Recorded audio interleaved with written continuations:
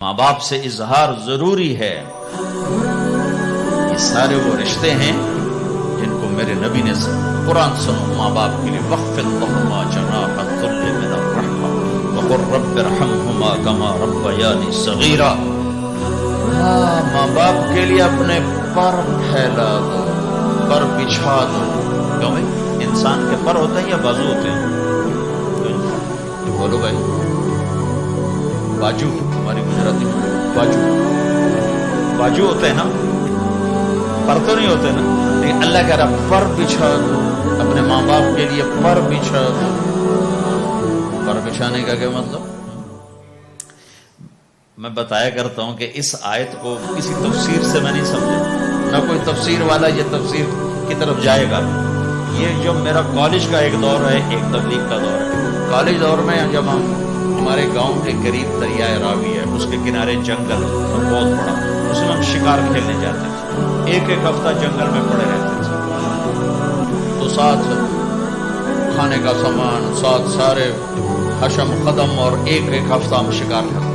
تو وہ تیتر کو لگتا تھا چھرا، وہ چھرے لگتے تھے تو گرتا تھا، تو یوں اس کے پر یوں ہو جاتے تھے.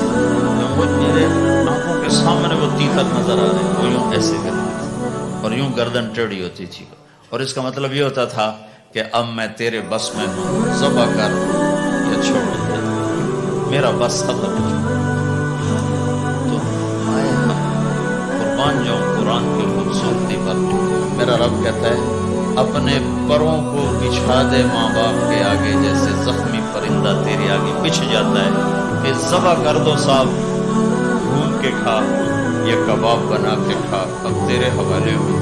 ایسے ہی ماں باپ کے آگے یوں ہو جا. کیا خوبصورت تعبیر کی. لا تقل لهما اف، اون بھی نہ کر. آپ نے فرمایا کاش میرے والدین ہوتے. تمنا کی. 2 مہینے کے تھے ماں کے پیٹ میں تو باپ کا انتقال ہو گیا، یا اور نہیں تو میری ماں تو ہوتی، میری ماں تو ہوتی.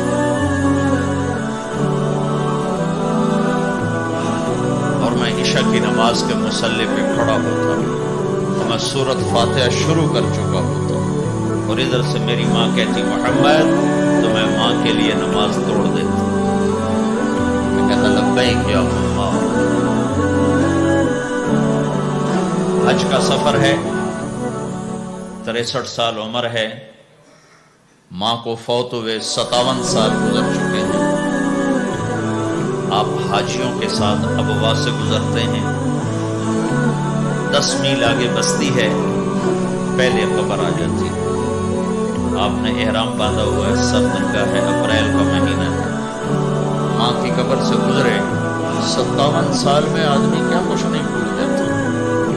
لیکن میرے نبی کے دل کا زخم اسی طرح بھرا نہیں ہے، اسی طرح تازہ ہے.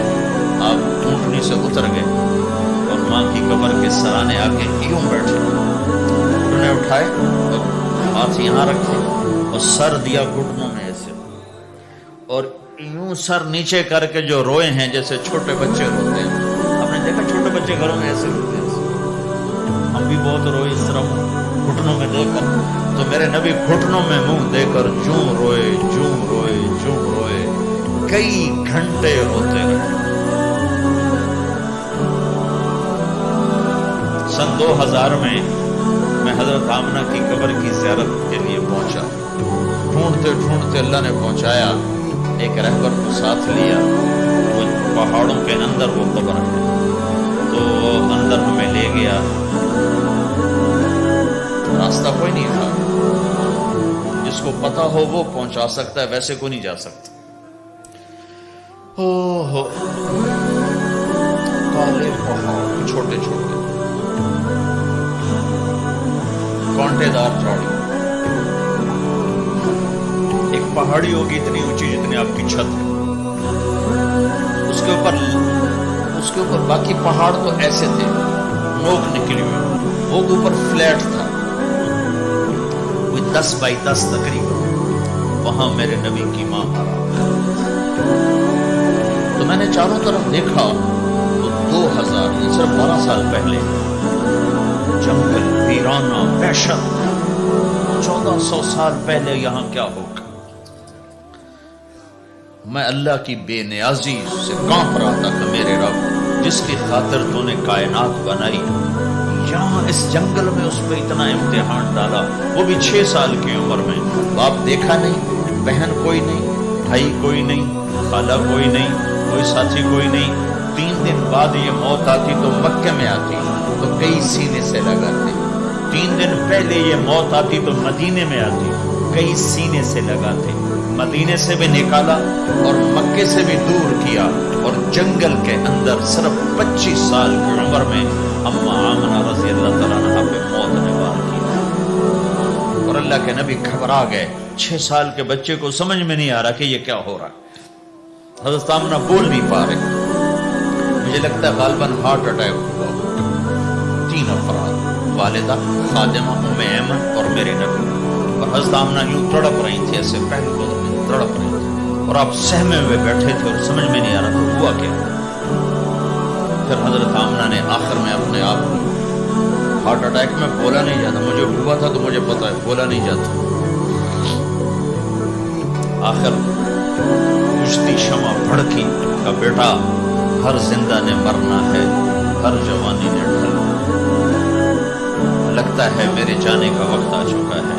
ولد تو طہرن، تو ایسا پاک ہے کہ تیرے ذریعے سے سارا عالم پاک ہوگا۔ اور شمع بجھی، اور چھوٹا سا معصوم بچہ ماں کے سینے پر سر رکھ کے جو رویا ہے، کاش تم اس جگہ پہ ہوتے، اس خوبصورت ملک میں، تم ابوا کو کیسے جانو، اور میں تمہیں کیسے بتاؤں۔ میں ہزاروں دفعہ یہ قصہ سنا چکا ہوں، مجھے ہر دفعہ رونا آتا ہے کہ میں وہاں اپنے آپ کو محسوس کرتا ہوں کہ ہائے یہاں اتنا بڑا امتحان، صرف 6 برس کا، کون وہاں قبر بنانے آیا؟ کوئی گزرے ہوں گے، ویسے تو کسی کے بس میں نہیں وہاں قبر بنانا۔ جب پہاڑ سے نیچے اترے تو ہمارے نبی پھر بھاگے۔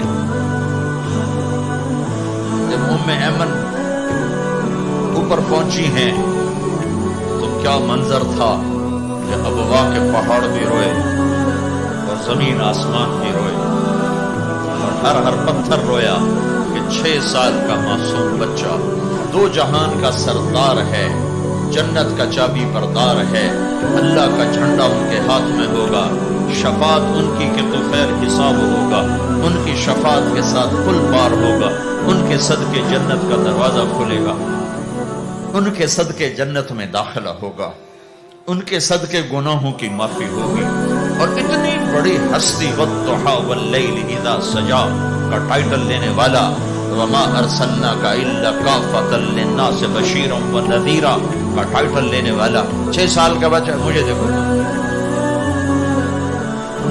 ماں کی قبر کو سینے سے لگایا ہوا تھا اور اس کے اوپر لیٹے ہوئے تھے۔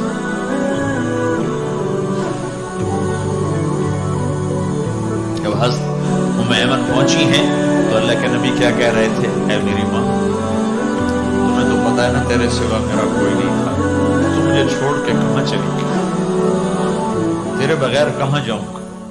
میرا کون ہے اب تیرے سوا؟ ام ایمن نے اٹھایا کہ مجھے چھوڑ دو، میں کہیں نہیں جاؤں، میں اپنی ماں کے سوا کہیں نہیں جاؤں۔ کھینچ کے اٹھایا، نیچے لائیں، اونٹنی پہ بٹھایا، 3 راتیں مسلسل روتے روتے یہ سفر ہو۔ ہائے ہائے، کوئی آنسوں کو آگے، کوئی خالہ نہیں بیٹھی، باپ بھی نہیں بیٹھا، بھائی بھی کوئی نہیں، بہن بھی کوئی نہیں، کوئی نہیں جس کے گود میں سر رکھ کے اب یہ بچہ سوئے۔ تنہائیوں کے ساتھ اب بسیرا ہے۔ تو میرے نبی کا کھانا پینا چھوٹ گیا، کچھ نہیں کھاتے تھے سارا دن، زمزم کے پانی کے چند گھونٹ پیتے تھے اور تنہا بیٹھے رہتے۔ تو اس پر آپ نے یہ کہا کاش میری ماں ہوتی تو میں ایسی خدمت کرتا کہ اس کے پیچھے نماز میں۔ ماں باپ کا ایک مقام ہے، دین بتاتا ہے، پیسہ ہی بنانا سب کچھ نہیں، اور بھی دکھ ہیں زمانے میں محبت کے سوا، راحتیں اور بھی ہیں وصل کی راحت کے سوا۔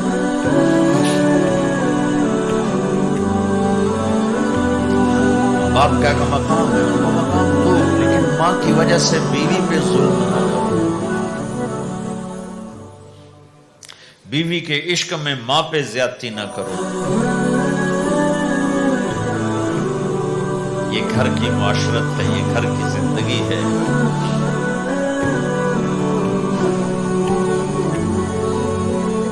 حضرت نعمان بن حارثہ بن نعمان دو صحابہ کے بارے میں آتا ہے کہ جیسی انہوں نے ماں کی خدمت کی اور کسی نے نہیں کی، ایک حضرت عثمان، ایک حارثہ بن نعمان۔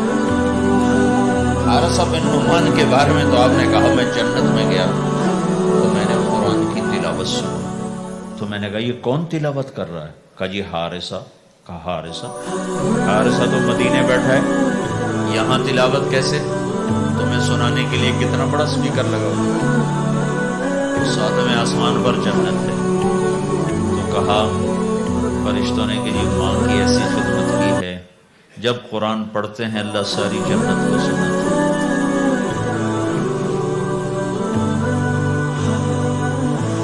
جن کے والدین یہاں ساتھ ہیں انہیں غنیمت جانو، خدمت کرو، کبھی عرش پر، کبھی فرش پر، کبھی منقدر، کبھی در بدر، غم عاشقی تیرا شکریہ میں کہاں کہاں سے گزر گیا، کبھی راستوں میں تنہا، کبھی ہوں ورود صحرا، میں جنوں کا ہم سفر ہوں، میرا کوئی گھر نہیں ہے۔